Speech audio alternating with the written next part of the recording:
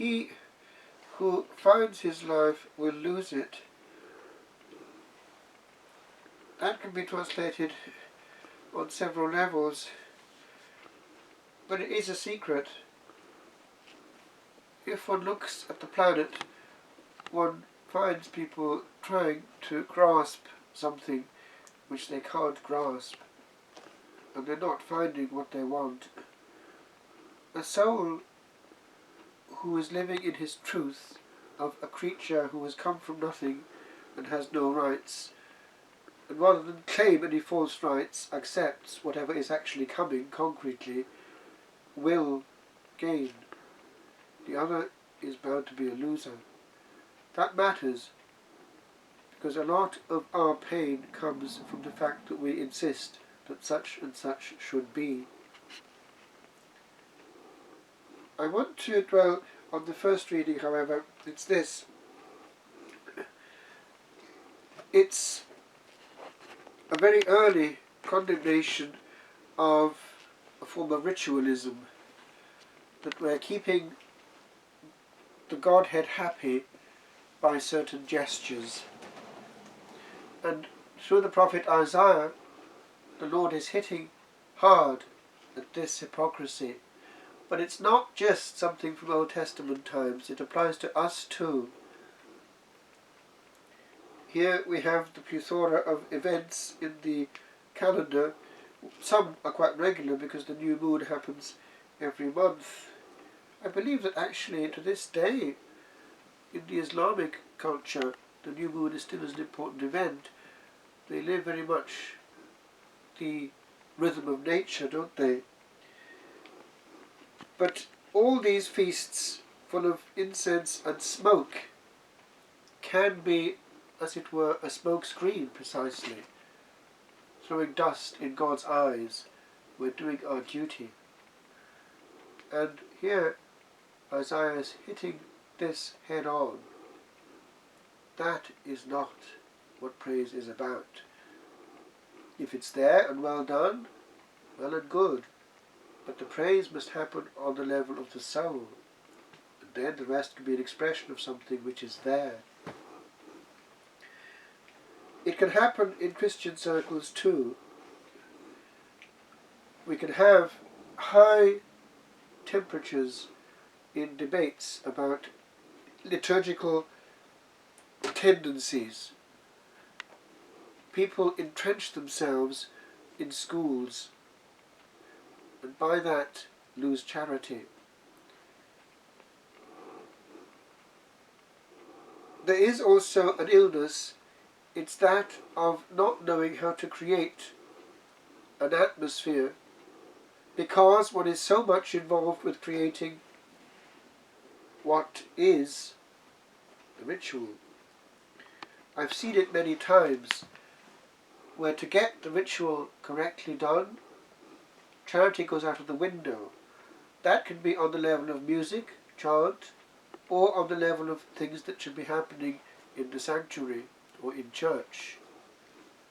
And it brings the worship down for all who see it with a crash. If one sees in church something which is in any way a manifestation of human hostility, it's quite revolting when one thinks what one is trying to do. In the documents of the Second Vatican Council, there's a whole teaching about what one is actually doing in liturgy. We're producing on earth the counterpart of the heavenly liturgy. And in heaven, it just happens constantly. As we see at Knock, the angels going around, silently praising. That's the atmosphere in which we're actually engaged. And to have jarring notes, unpleasant looks, reactions, is completely contradictory and shows precisely that this other bit deep down is not there. How can it be?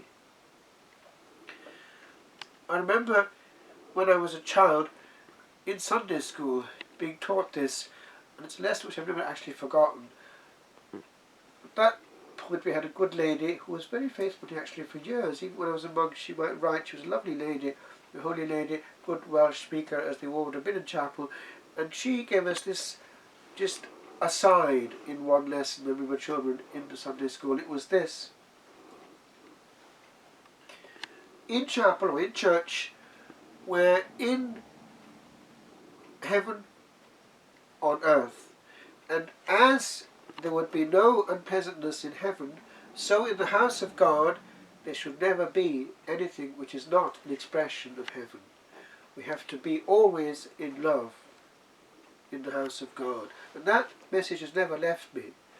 One should never, for instance, give a child, an altar boy, a bad experience, or any young person for that matter, which would leave a scar on his soul and associate the church with something bad and painful.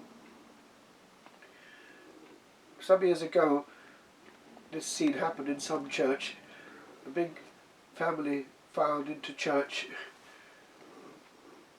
I wasn't there, I just heard about it happened in some other country. About 12 children, a good Catholic family, and there had to be order, of course, in this tribe.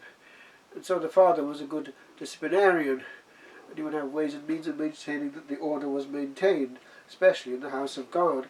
So anyway, at one point in the course of the celebration, there was a somewhat disturbing noise from one of the members of this little clan. So the father did not hesitate in, what did he do? Well, he emitted an almighty wallop in the direction of this child who was disturbing the whole community. And of course this wallop was heard by all in church. Anyway, one or two things were queried afterwards, and the father simply said, "Well, I was just administering a bit of charity." I wonder if the victim of the charity saw it that way. And I wonder also whether perhaps the charity could have been slightly altered in mode. That's an obvious one. But the others, e.g. the looks, are not. But they also are wallops. And they're not good administration of charity. One can't honour the Lord of Love and cause pain in church. If we do, we've got it wrong, deep down.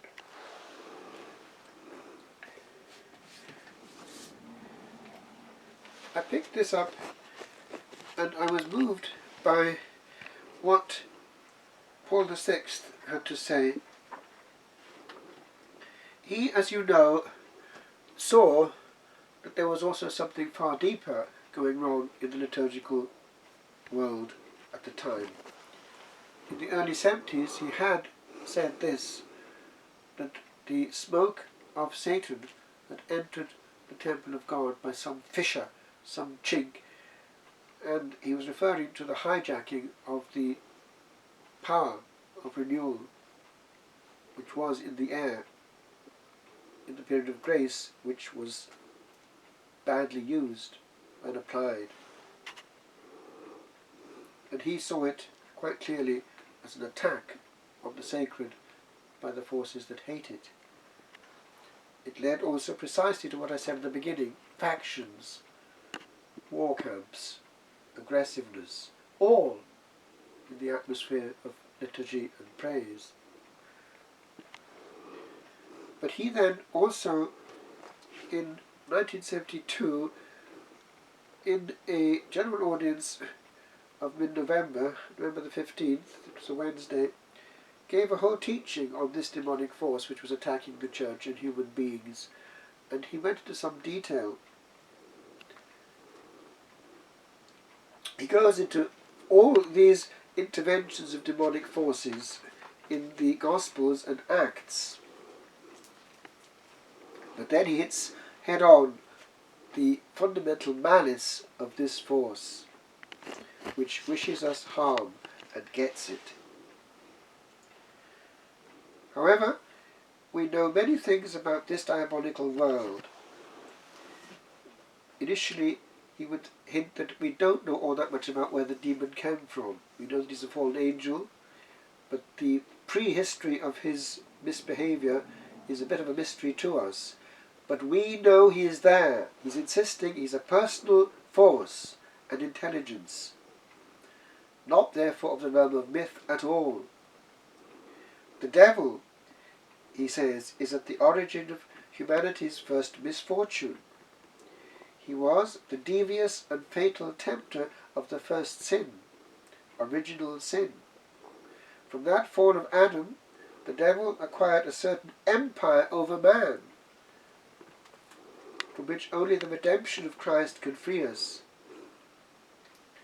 And by the way, we know that there's more to the story of Adam and Eve than meets the eye. How? The voice of Cain, that firstborn, has come out in fairly recent times in exorcism, saying how and why he was where he was. His soul was lost. That is, the first lost soul. Therefore the first victory of the demon over mankind, after the fall itself, which made it possible. He really hates us, and he can get us. Just think of the graces that would have come to Cain, so close to Adam and Eve, and yet he didn't make it.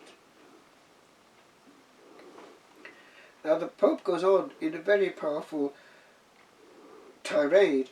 Thus we know that this dark and disturbing being really exists, and that with treacherous cunning it still acts.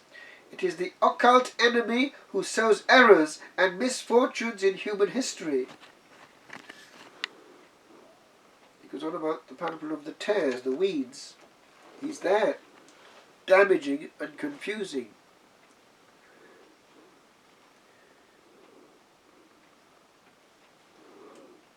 It would be this of the devil and on the influence he can exert on individuals, as on communities, on entire societies, or on events. A very important chapter of the Catholic doctrine to be rediscovered, while today it is little. And he goes on with some insistence. Beware! He's there! And he's far more intelligent than we are. And that explains a lot of things which, humanly speaking, are not explicable. Professor in Maynooth, after the council, is known to have said the way that the Catholic Church was demolished in a short time is not merely to be ascribed to human forces. There he was able to say it quite clearly in Maynooth itself. The devil is destroying from within the Catholic Church. Of course he won't, but he's busy at his work.